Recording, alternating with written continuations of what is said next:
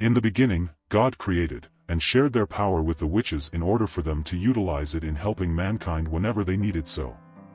However, in the present day, humanity has advanced so much that their powers are deemed useless, so Emperor Gerda of the Rhea Emperor ordered the mass hunting of witches, which began the Great Witch Hunt. As witches are being hanged, surrounded by crowds cheering their execution, one witch curses all of humanity before dropping and getting hanged. At the Solzavian region of the Rhea Empire, the witch's apprentice Adonis asks Chloe a handful of questions before his mentor, Chloe Morgan, shuts him off.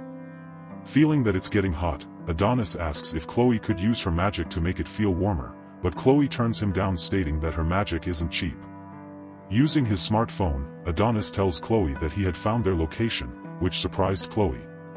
Seeing what machinery he's using, Chloe worries about the possibility of them tracking their location down using that machine, to which Adonis assures her that they cannot do so.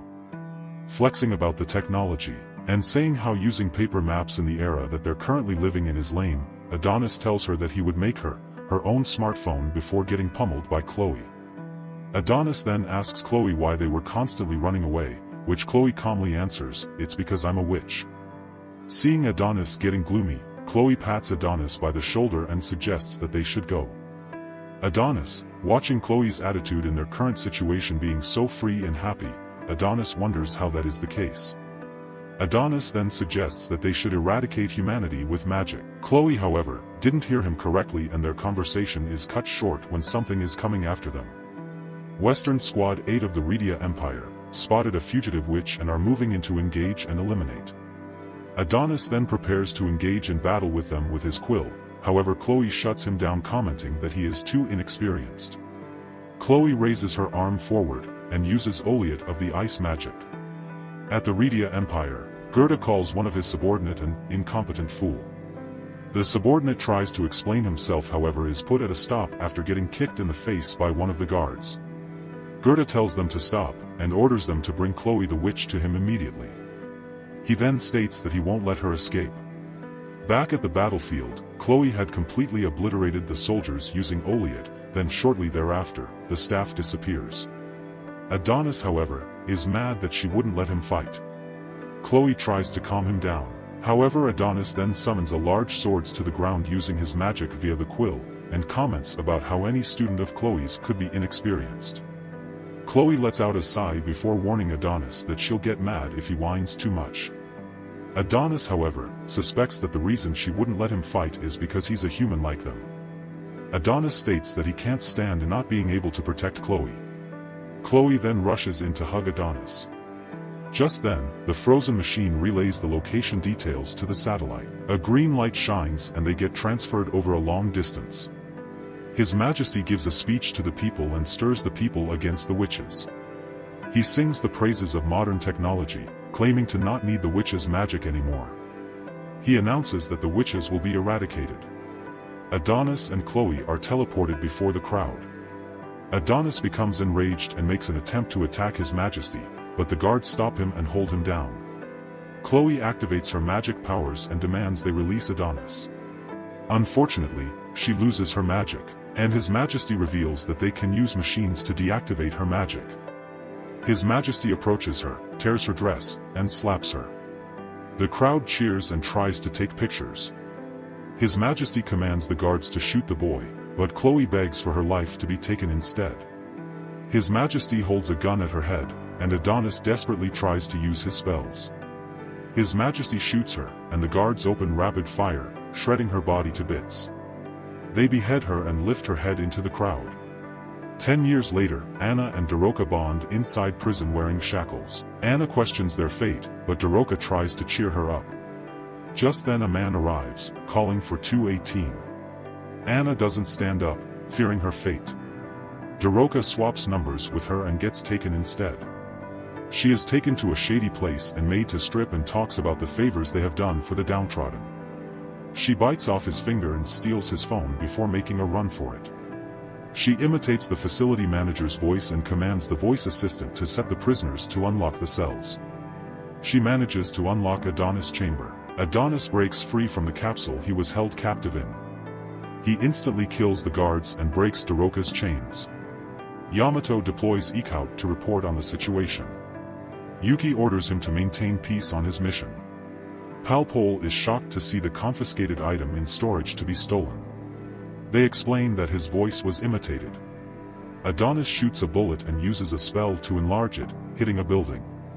Ikout kills all prisoners in the facility, as well as Palpol. Daroka sees the shell hitting the building and regrets not being able to stop Ikout. Adonis decides to wreak havoc on humanity and remembers Chloe's last words. He summons a giant monster out of the ground. It hurls a car into the military facility that isn't aware of what's going on. Yamato checks up on how the defenses are holding up and about His Majesty's awareness. Knowing both are down, he declares a state of emergency. He prioritizes holding Defensive Line 4 and requests air-ground support from all available aircraft. He also deploys armored foot soldiers. Yamato checks up on the DAM, but unfortunately, it is underground and might not work due to wear and tear. The tanks fire at the monster, but their missiles are redirected to hit the buildings around him. He throws shattered rocks their way, destroying the tanks. Adonis had spent years prying and plotting the perfect way to slaughter nations. He uses magic to create weapons and sheds blood in the masses. Just then, the air troops get to Adonis' location and release missiles on the monster, dealing a devastating hit. Adonis escapes unharmed. Back at the castle, His Majesty hears about Adonis' escape, but he himself is dying from an incurable illness. He doesn't repent for the witches he murdered. Yamato and the military base lose coverage of the site. Adonis chokes a soldier and holds him up in the air. Daroka tries to stop him from killing further, but this only angers him more. She claims Chloe wouldn't wish what was happening, but this gets on his nerves. He chokes her as well and she reveals that she is a witch herself. He questions her as to why the witches didn't save Chloe. She claims that they can resurrect Chloe, but he puts her down and holds the sword at her neck. She accepts her fate with tears in her eyes, but this reminds him of Chloe's death. He gets weak and falls to his knees. Just then, a shot is fired by a sniper which hits her. Daroka lies lifeless after being struck by the sniper, but Adonis implores her for a swift method to revive Chloe. At that moment, the guards descend upon them, raining a barrage of bullets upon Daroka, sealing her fate. As they close in on Adonis, he summons his magic to form a protective shield around him. When they open fire, he redirects the bullets, dispatching the guards. The sniper readies a colossal shell, but Adonis intercepts it, enlarges it, and hurls it back, vanquishing the sniper. Meanwhile, Yamato awaits Yuki as she endeavors to restart the dam and nullify the witch's powers. Upon reaching the dam, she encounters resistance from Theta, who enlightens them about the dire consequences of using the device on humanity. It dawns on Yamato that even His Majesty bears the brunt of the radiation's effects. Simultaneously, Adonis continues his relentless assault on the soldiers. Yuki, in a rash decision, rushes to activate the machine, which in turn disables Adonis' powers. Yet, both Yuki and Theta are left in critical condition. Adonis swiftly commands the troops to advance. At a critical juncture, a lone soldier closes in on Adonis, poised to strike him down. A portion of the building collapses between them and the others, creating a rift. The soldier severs his head, triumphantly displaying it to the remaining troops, who exult in their perceived victory. His Majesty addresses the gathered crowd, asserting that he should have eliminated Adonis long ago. In the classroom, Eri watches the speech. Her classmates question her about why a human boy would support the witches. One of them confronts Eri, insisting she witnessed Eri's actions, but Eri defends herself, asserting it was a natural response. Later that evening, Eri visits the memorial, laying flowers for her fallen boyfriend as she reminisces about his final moments before her escape. Yet, she finds herself drawn to images of Adonis. In that moment, Oz arrives, casually commenting on her perusal of Adonis' pictures. He promises not to divulge her secret, but the instant she departs, he contacts the authorities, falsely claiming that she's under the influence of terrorists, prompting them to apprehend her. Ends with the witches performing a heterophase transfer on Adonis while he growls in pain. Following that, Madame Ophelia gets him back to his senses. We get a flashback of Adonis' death, where Anne, the soldier who killed him, reveals she used duplication magic to cancel his death. She then takes him to the nation of witches.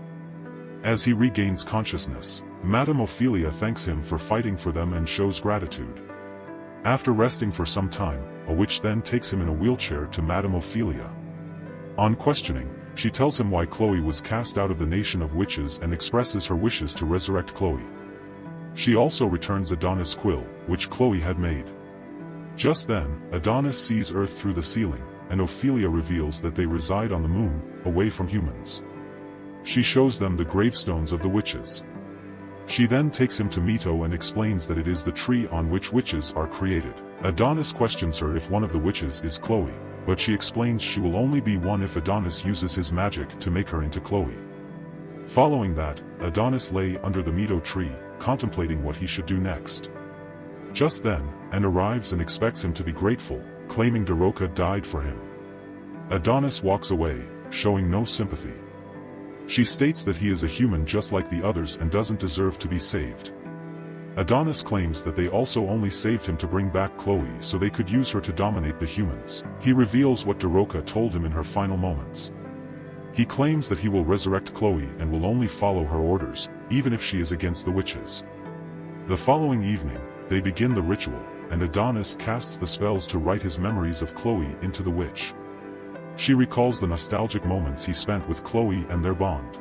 Adonis explains that he can't let Chloe suffer the same torture again, and says I can't resurrect you and resurrects Doroka instead of Chloe, calling it even.